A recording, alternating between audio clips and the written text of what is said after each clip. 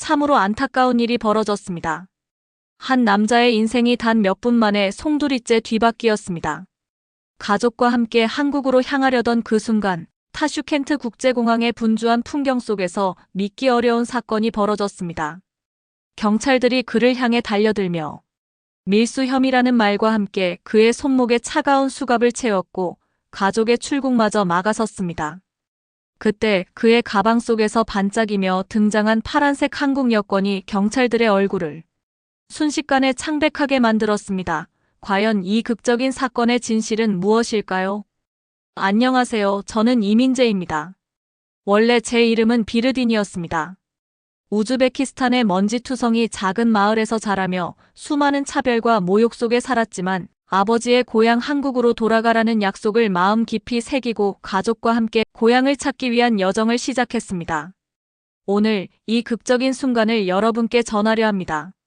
지금부터 제 인생의 전환점이 된 그 충격적인 사건의 이야기를 시작합니다. 저는 공항에 서서 아내 유라의 손을 꼭 잡고 있는데 제 손이 떨리고 있었습니다. 7살 배기 저희 아들 아르마는 옆에서 뛰어오르며 눈을 크게 뜨고 흥분해 있었습니다. 제 아들은 이 순간이 저희 가족에게 얼마나 중요한지 이해하지 못했습니다. 우즈베키스탄에서 수년간의 꿈과 고난 끝에 저희는 마침내 한국으로 가게 되었습니다. 아빠, 정말 비행기 타는 거예요? 아르만이 제 재킷 소매를 당기며 물었습니다. 저는 아들에게 미소 지으며 고개를 끄덕였습니다. 그래. 오늘 우리는 한국으로 날아가. 우리의 새로운 집으로. 저는 원래 민재라고 불리지 않았습니다. 저는 우즈베키스탄의 작고 먼지 많은 마을에서 비르딘이라는 이름으로 태어났습니다. 저희 가족은 그곳에서 여러 세대 동안 살아온 한국계 민족이었습니다. 저희는 고려 사람이라고 불렸습니다. 아버지는 8살이던 1937년에 조부모님과 함께 중앙아시아, 우즈베키스탄으로 강제 이주를 당해서 코칸트 지역에 정착했어요. 제가 자랄 때는 쉽지 않았습니다. 동네의 다른 아이들은 저를 가리키며 비웃곤 했습니다. 저기 까레이츠 간다. 라고 그들은 소리치곤 했습니다. 왜 너의 눈은 다르게 생겼어? 왜 너희 가족은 이상한 음식을 먹어? 그들의 말은 제 마음 깊이 상처를 남겼고 그 상처는 쉽게 치유되지 않았습니다. 매일 밤 아버지는 저를 작은 부엌 테이블에 앉히셨습니다. 아버지는 저에게 한국에 대한 이야기를 들려주셨습니다. 옛 고궁과 현대 도시가 있는 나라에 대해서요. 기억하거라, 민재야. 아버지는 제 출생 증명서에는 비르딘이라고 쓰여 있었지만 한국 이름을 사용하셨습니다. 너의 뿌리는 한국에 있다. 언젠가 우리는 고향으로 돌아갈 것이다. 제가 12살일 때 아버지는 거친 굳은 살이 박힌 손을 제 어깨에 얹고 약속을 하게 하셨습니다. 누가 뭐라 해도 네가 누구인지 절대 잊지 마라. 아버지는 진지한 눈빛으로 말씀하셨습니다. 넌 한국인이다. 언젠가 넌 반드시 고향으로 돌아가야 한다. 저는 그 말을 결코 잊지 않았습니다. 아버지가 돌아가신 후에도 아버지의 목소리는 저와 함께 남아 어려운 시간 속에서도 저를 인도했습니다. 제가 나이가 들면서 우즈베키스탄에서의 저희 가족의 삶은 더 어려워졌습니다. 저는 도시간 물건을 판매하는 무역업에서 열심히 일했습니다. 일은 힘들었고 돈은 결코 충분하지 않았습니다.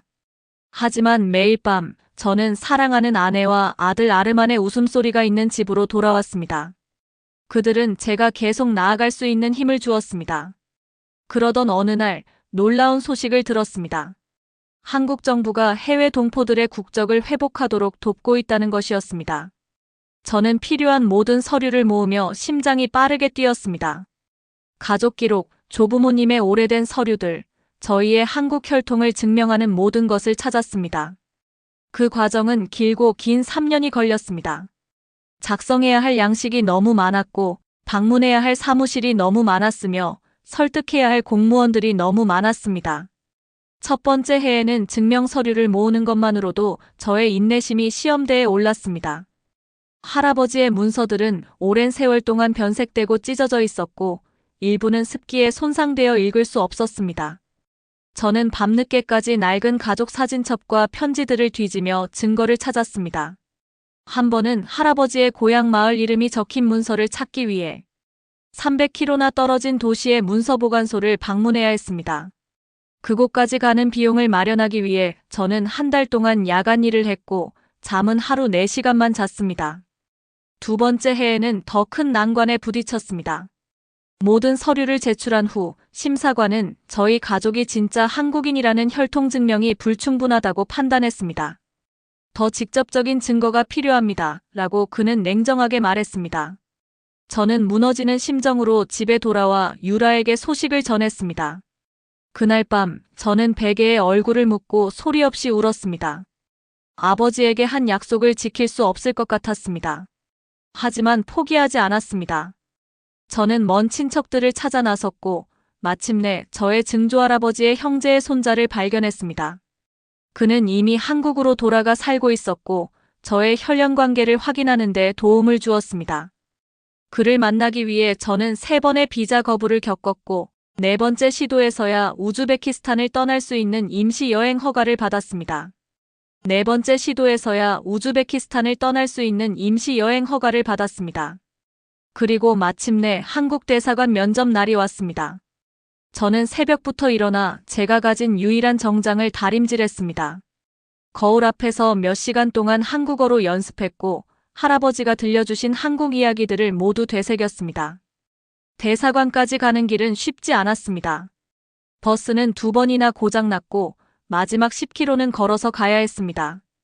도착했을 때 저는 땀에 흠뻑 젖어 있었고 신발은 먼지로 뒤덮여 있었습니다. 이민재 씨? 면접관이 제 한국 이름을 처음 불렀을 때 저는 순간 그게 저인지 몰라 대답하지 못했습니다. 그는 눈썹을 찌푸렸고 저는 곧바로 자세를 바로 했습니다.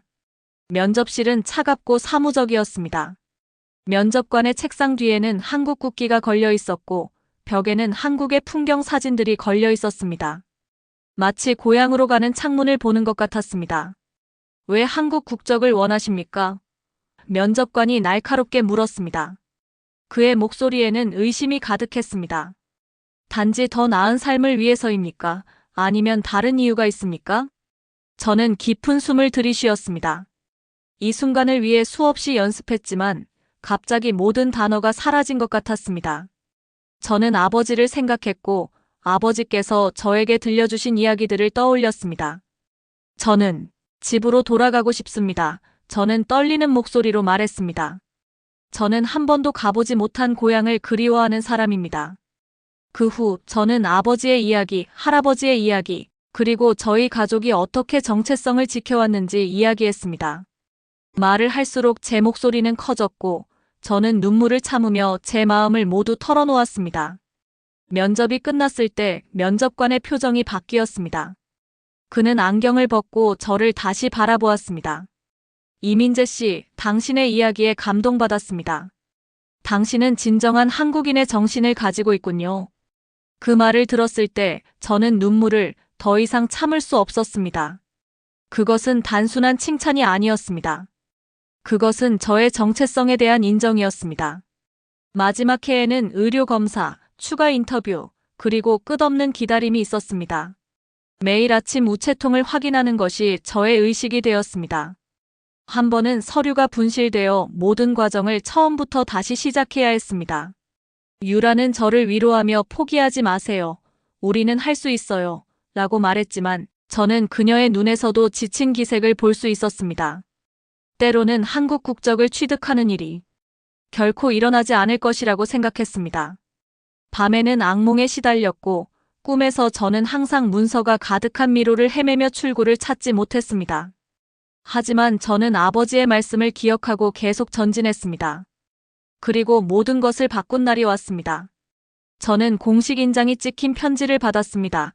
편지 봉투를 열 때 제 손이 떨렸습니다. 그 안에는 제 한국 국적 증명서와 한국 여권이 있었습니다. 저는 더 이상 그저 우즈베키스탄의 비르딘이 아니었습니다. 저는 대한민국의 시민인 이민재였습니다. 한 달 후 한국 여권이 도착했을 때 저는 그것을 몇 시간 동안 손에 들고 있었습니다. 아르마니 옆방에서 평화롭게 잠든 가운데 저는 아내에게 말했습니다. 이것은 내가 한국인이라는 증거야. 유라는 제 손을 꼭 잡았습니다.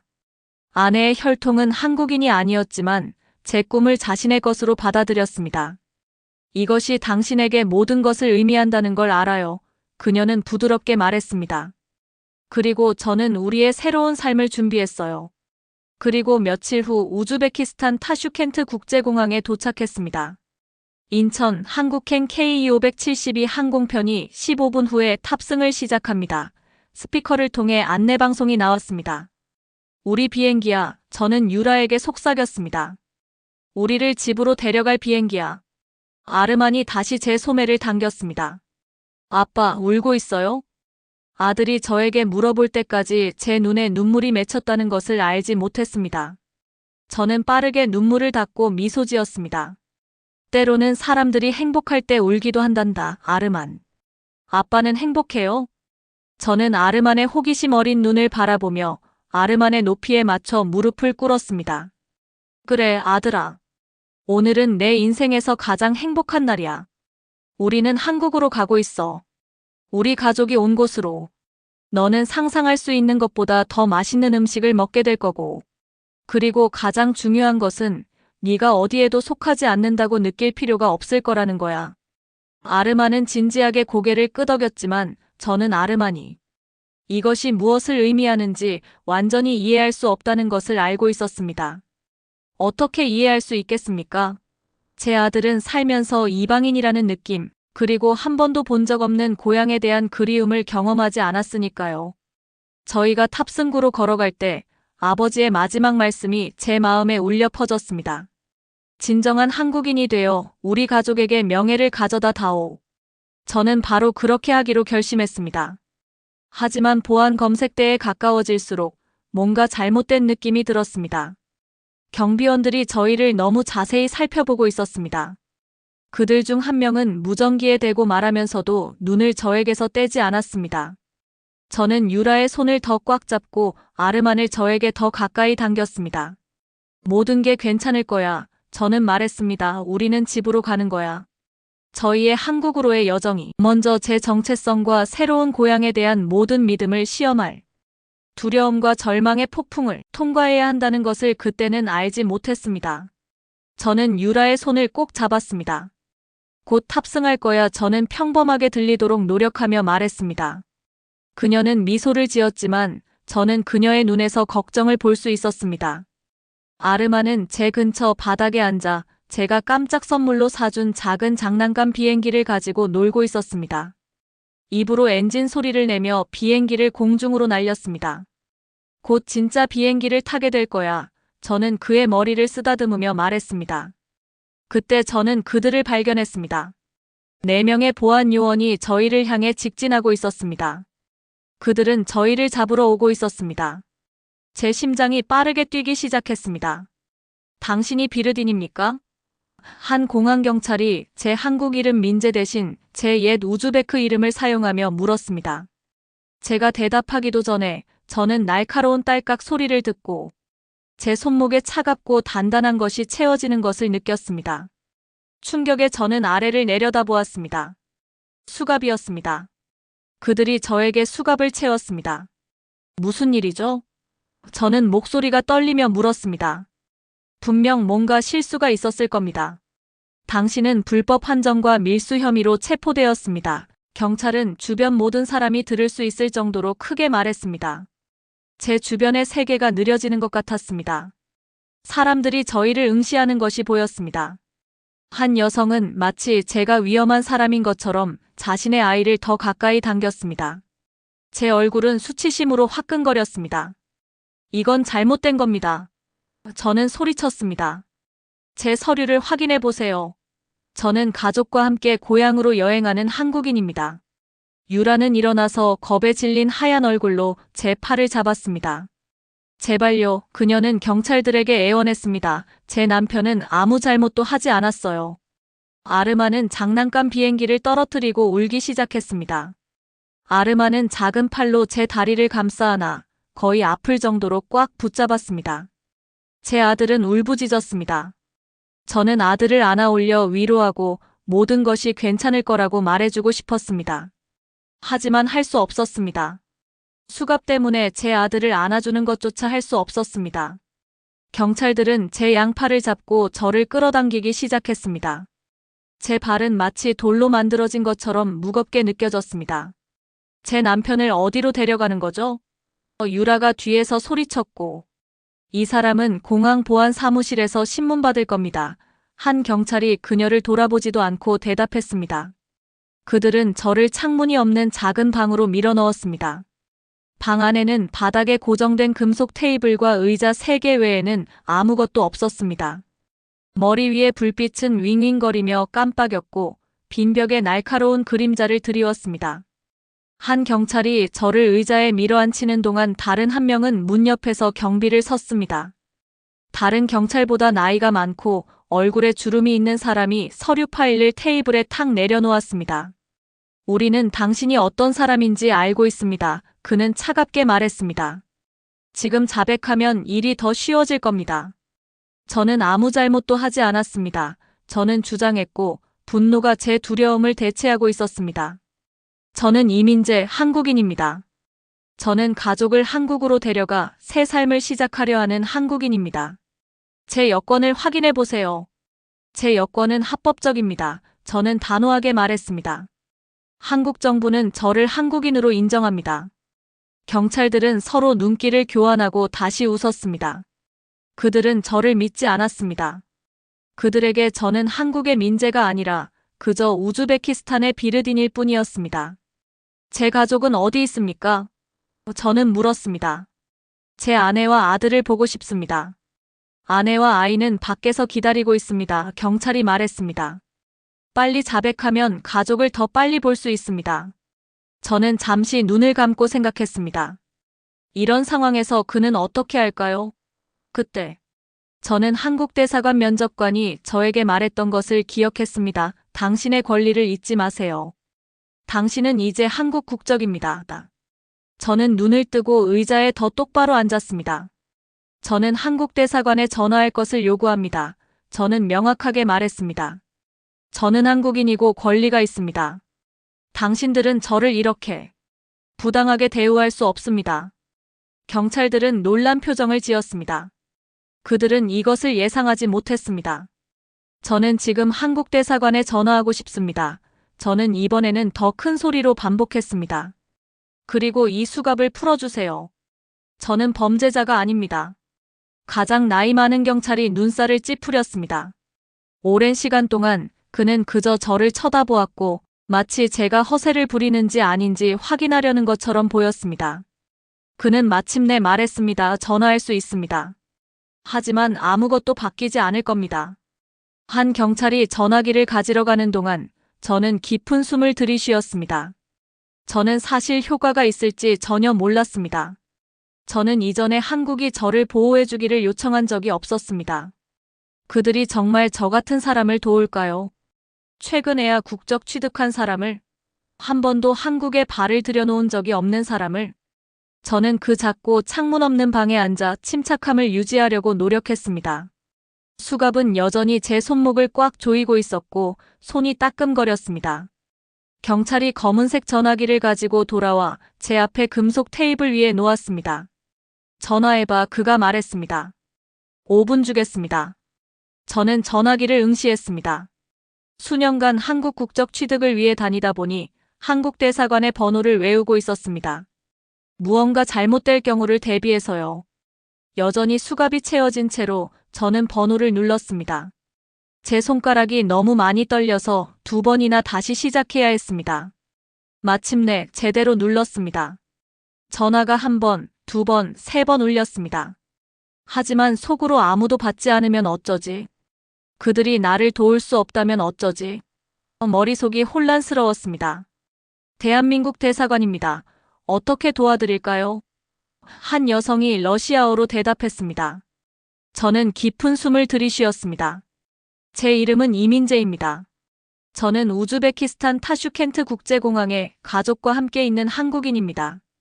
제가 인천행 비행기에 탑승하려고 가족과 함께 기다리다가 체포되었습니다. 그들은 저를 밀수와 불법 환전 거래로 체포했다고 하지만 저는 아무 잘못도 하지 않았습니다. 도움이 필요합니다. 저는 너무 빨리 말하고 있었고 한국어와 러시아어 단어를 섞어서 사용했습니다. 천천히 말씀해 주세요. 선생님, 여성은 차분하게 말했습니다. 도와드릴 수 있는 사람을 연결해 드리겠습니다. 잠시 멈춤이 있었고 그 다음 한 남자의 목소리가 들렸습니다. 그는 한국어로 저에게 말했습니다. 김성호 영사입니다. 상황을 설명해 주세요. 저는 한국어로 말했고 천천히 조심스럽게 저는 모든 것을 설명했습니다. 제가 누구인지, 최근에 회복된 한국 국적, 한국으로 이주할 계획, 그리고 갑작스러운 체포에 대해서요. 한국 여권을 가지고 계십니까? 그가 물었습니다. 네, 제 가방에 있습니다. 저는 방 구석에 던져져 있는 제 가방을 보며 말했습니다. 경찰이 제 가방에서 파란색 한국 여권을 꺼냈습니다.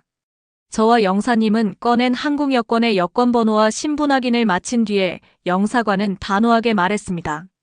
스피커폰으로 전환해 주세요. 저는 스피커 버튼을 눌렀고 갑자기 그의 목소리가 작은 방을 가득 채웠습니다. 3명의 경찰들은 놀라서 올려다보았습니다. 대한민국 대사관의 김성호입니다. 그는 완벽한 러시아어로 말했습니다. 저희는 이민재 씨가 정상적으로 등록된 한국 국적자임을 확인했습니다. 그의 즉각적인 석방을 요청합니다. 방은 완전히 조용해졌습니다. 경찰들은 긴장된 시선을 교환했습니다.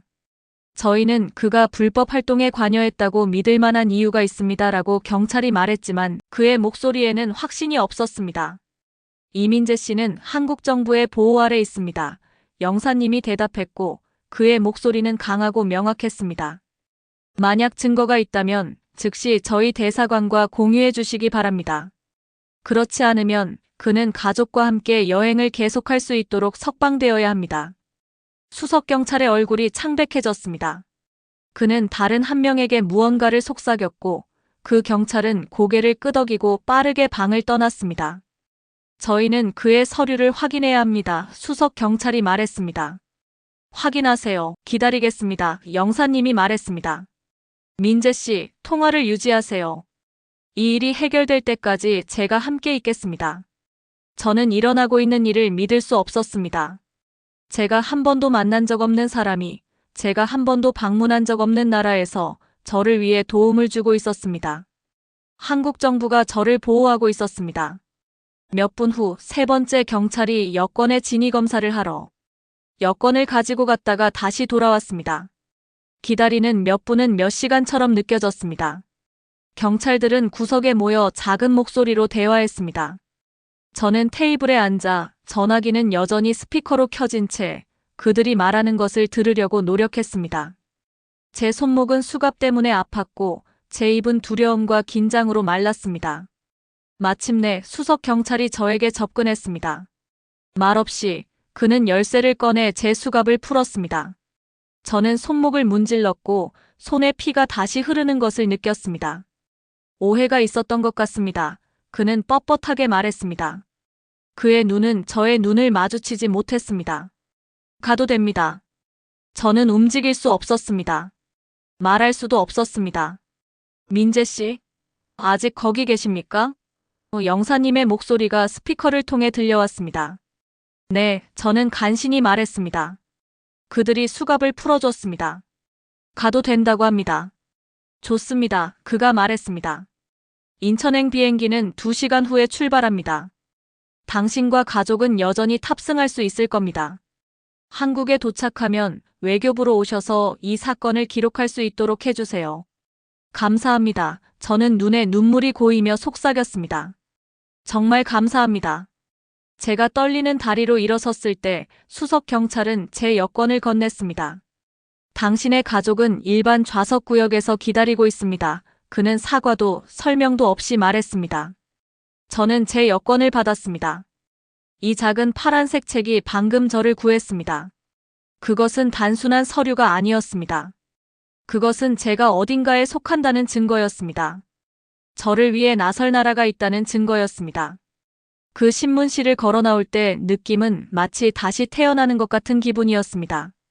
유라와 아르만이 벤치에 함께 웅크리고 있었습니다. 아르만이 저를 발견했을 때 아빠 라고 외치며 저를 향해 달려왔습니다. 저는 무릎을 꿇고 팔을 크게 벌렸습니다. 아르마는 거의 제가 뒤로 넘어질 뻔할 정도로 강한 힘으로 저에게 부딪혔습니다. 저는 그를 꽉 껴안고 그의 머리카락에 달콤한 냄새를 들이마셨습니다. 유라는 더 천천히 다가왔고 그녀의 얼굴에는 눈물 자국이 있었습니다. 저는 아르만을 계속 안고 일어서서 아내를 함께 안아주었습니다. 무슨 일이 있었어요? 그녀는 속삭였습니다. 괜찮아요. 저는 아내와 아르만을 바라보고 미소 지었습니다. 그리고 여전히 꽉 쥐고 있는 파란색 여권을 바라보았습니다. 인천국제공항에 오신 것을 환영합니다. 현지 시간은 오후 3시 45분입니다. 기온은 섭씨 18도입니다. 기장의 안내방송이 저를 가벼운 잠에서 깨웠습니다. 제 옆에서 유라는 아르만을 부드럽게 흔들어 깨우고 있었습니다. 우즈베키스탄에서 한국까지의 비행은 거의 6시간이 걸렸지만 마치 며칠을 비행기 안에서 지낸 것 같은 느낌이었습니다. 이제 어떻게 되나요? 유라가 제 손을 꼭 쥐며 물었습니다. 저는 그녀의 눈에서 걱정을 볼 수 있었습니다. 아내는 매사에 너무나 용감했지만 저는 아내가 언어를 구사하지 못하는 나라에서 새로 시작하는 것을 두려워한다는 것을 알았습니다. 이제 우리의 새 삶을 시작해요. 저는 자신감 있게 그녀에게 말했습니다. 여기서는 모든 것이 더 나을 거예요. 비행기에서 내린 후 저희는 표지판을 따라 출입국 관리소로 갔습니다. 출국 심사대에 다가갈 때 제 손바닥은 땀에 젖어 있었습니다. 혹시 문제가 있을까요? 많은 질문들. 저는 저희의 여권을 건넸습니다. 제 파란색 한국 여권과 유라와 아르만을 위한 우즈베크 여권이요. 출입국 관리 직원은 제 여권을 보고 그 다음 저를 보았습니다. 그녀는 미소를 지었습니다. 이민재 씨, 대한민국에 오신 것을 환영합니다. 그녀가 한국어로 말했습니다. 그 간단한 말이 제 눈에 눈물이 차오르게 했습니다. 대한민국에 오신 것을 환영합니다. 아무도 저에게 그런 말을 해준 적이 없었습니다. 감사합니다. 저는 한국어로 대답하며 약간 고개를 숙였습니다. 심사관은 제 여권에 도장을 찍고 유라와 아르만의 입국 비자를 처리했습니다. 그렇게 해서 저희는 공식적으로 한국에 있게 되었습니다. 저희가 짐을 찾고 도착 게이트를 통과했을 때 저는 마치 꿈속에 있는 것 같았습니다. 공항은 거대하고 현대적이었습니다. 한국어, 영어, 중국어로 된 표지판이 다양한 방향을 가리키고 있었습니다. 수많은 사람들이 전화로 이야기하고 여행 가방을 끌며 저희 옆을 지나쳤습니다. 친절한 얼굴의 나이든 남자가 도착구역에서 저희를 기다리고 있었습니다. 제 이름이 한국어로 쓰여진 표지판을 들고요. 박 선생님은 재외동포협회에서 오신 분이었습니다. 저희의 시민권과 이주를 도와준 단체에서요. 그는 저희가 정착하는 것을 도와주겠다고 약속했습니다. 이 선생님. 그가 손을 흔들며 불렀습니다. 이쪽입니다. 저희는 인사를 나누었고 그가 말했습니다. 앞으로 머물 곳은 작지만 좋은 동네에 있습니다. 당신 아들을 위한 학교와도 가깝습니다. 저는 유라에게 통역해 주었고 아내는 감사하는 마음으로 인사했습니다. 박 선생님은 저희를 주차장에 있는 그의 차로 안내하면서 저희가 살게 될 동네와 저희가 이용할 수 있는 지원 서비스에 대해 내내 이야기했습니다. 저희가 공항에서 도시로 운전하는 동안 저는 창 밖을 보는 것을 멈출 수 없었습니다. 고속도로는 넓고 매끄러웠습니다. 자동차들이 저희 옆을 빠르게 지나갔습니다. 다리들이 반짝이는 강의로 아치형으로 뻗어 있었습니다. 그리고 모든 곳에 한국 간판들, 한국 얼굴들, 라디오에서 나오는 한국어 목소리가 있었습니다. 어떻게 생각하십니까? 박 선생님이 제 휘둥그레진 시선을 알아채고 물었습니다. 아름답습니다. 저는 솔직하게 말했습니다. 제가 상상했던 것보다 더 아름답습니다. 그날 밤 새로운 집에 도착해서 몇 안 되는 소지품을 풀고 아르만을 재운 후 저는 창가에 서서 도시의 불빛을 바라보았습니다. 마치 별들이 땅에 떨어진 것처럼 반짝이는 것 같았습니다. 저는 지금까지의 모든 일들에 대해 생각했습니다. 아버지의 한국에 대한 이야기들, 외부인처럼 느꼈던 수십 년간의 세월, 우즈베키스탄 공항에서의 무서운 순간들, 그리고 한국 대사관의 도움까지요. 아버지, 저 집에 왔습니다. 저는 밤하늘에 속삭였습니다. 약속을 지켰습니다. 저희는 집에 왔습니다. 제가 창에서 돌아섰을 때 저는 테이블 위에 있는 제 한국 여권을 발견했습니다. 저는 그것을 집어들어 가슴에 대고 꼭 쥐었습니다. 그것은 단순한 서류가 아니었습니다. 그것은 저희의 새로운 삶의 문을 연 열쇠였습니다. 그것은 제가 어딘가에 속한다는 증거였습니다. 제가 한국인이라는, 단지 제 피나 제 마음속에서뿐만 아니라 세상의 눈에서도요. 저희가 한국에 도착한 지 7년이 지났습니다. 오늘은 특별한 날입니다. 아르마니 초등학교를 졸업합니다. 유라와 함께 강당에 앉아 있으니 저희 삶이 얼마나 많이 변했는지 믿기 힘듭니다. 아빠. 아르마니 학생들 줄에서 손을 흔들며 외칩니다. 12살이 된 그는 더 크고 강해졌습니다. 그의 한국어는 이제 완벽합니다. 사실 저보다 더 좋습니다. 때로는 아르마니 제 발음을 교정해주고 저희는 함께 웃습니다. 교복을 입은 모습이 정말 잘생겼네요. 유라가 한국어로 저에게 속삭입니다. 아내의 한국어도 엄청나게 향상되었습니다. 아내는 작은 베이커리에서 일하고 있는데 주인이 아내에게 너무나 친절하게 대해주세요. 졸업식이 시작되고 저는 아르마니 선생님에게 공손하게 인사를 하며 그의 졸업장을 받는 모습을 지켜봅니다. 저는 우즈베키스탄에서의 제 초등학교 졸업식을 기억합니다. 제가 다른 아이들과 떨어져 서 있었던 때를요. 다른 학부모들이 제 아버지로부터 거리를 두었던 기억을요. 이것은 다릅니다. 여기서 저희는 그저 아이의 성취를 축하하는 또 하나의 가족일 뿐입니다. 아무도 저희를 이상하게 쳐다보지 않습니다. 아무도 저희 뒤에서 까레이츠라고 속삭이지 않습니다. 졸업식 후 저희는 축하하기 위해 남산공원으로 갑니다. 그곳은 저희의 특별한 장소가 되었습니다. 언덕 꼭대기에서 아래로 펼쳐진 서울 전체를 볼 수 있습니다. 저는 이 전망이 보고 또 봐도 질리지 않습니다. 한편으로 7년이 지난 지금 저희의 삶은 완벽하진 않습니다. 여전히 도전들이 남아 있습니다. 무역회사에서의 제 대우는 좋지만 때때로 고객들은 저를 직접 만날 때 놀랍니다. 어느 나라 사람이에요? 라고 사람들은 저에게 묻습니다. 상처를 주려는 의도는 없지만 여전히 아픕니다. 유라는 사람들이 가끔 너무 빨리 말할 때 여전히 힘들어합니다. 생각해보면 저희 가족은 운이 좋았습니다. 한국 국적을 회복할 수 있었고 비교적 빠르게 적응할 수 있었죠. 하지만 모든 고려인들이 저와 같은 기회를 가질 수 있는 것은 아니었습니다. 한국에는 수많은 고려인 동포들이 살고 있습니다. 그러나 이들 중 상당수는 아직도 안정된 일자리를 찾지 못하고 제대로 된 지원조차 받지 못한 채 힘겹게 살아가고 있었습니다. 언어 장벽과 문화 차이까지 한국인이지만 한국에서 한국인으로 인정받지 못하는 경우가 대부분입니다. 저 역시 고려인으로 살아온 세월이 길었기 때문에 이들의 어려움을 너무나 잘 알고 있었습니다. 국적을 회복하는 과정이 얼마나 복잡한지, 한국에서 일자리를 얻는 것이 얼마나 힘든지 말이죠. 저는 운 좋게 무역회사에 취직할 수 있었지만 대부분의 고려인들은 공장에서 단순 노동을 하며 생계를 이어가고 있었습니다. 한국에서 태어나지 않았다는 이유만으로 우리가 한국인이 아닌 것은 아니잖아요. 저는 종종 이런 생각을 합니다. 고려인들은 한국전쟁보다 더 이전부터 강제 이주를 당하며 한국인의 정체성을 지키며 살아왔습니다. 그러면서도 정작 한국에 오면 외국인 노동자 취급을 받기도 했죠.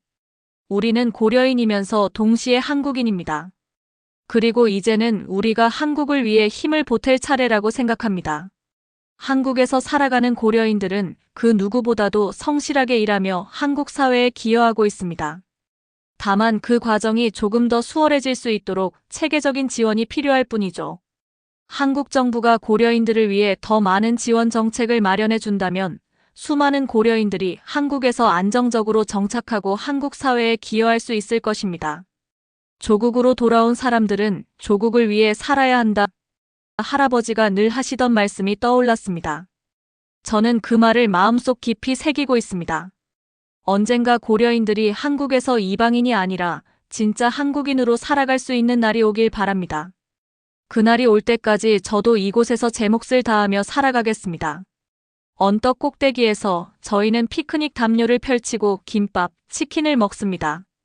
저희가 먹는 동안 아르마는 중학교에 대한 계획, 친구들, 가입하고 싶은 축구팀에 대해 제잘거립니다.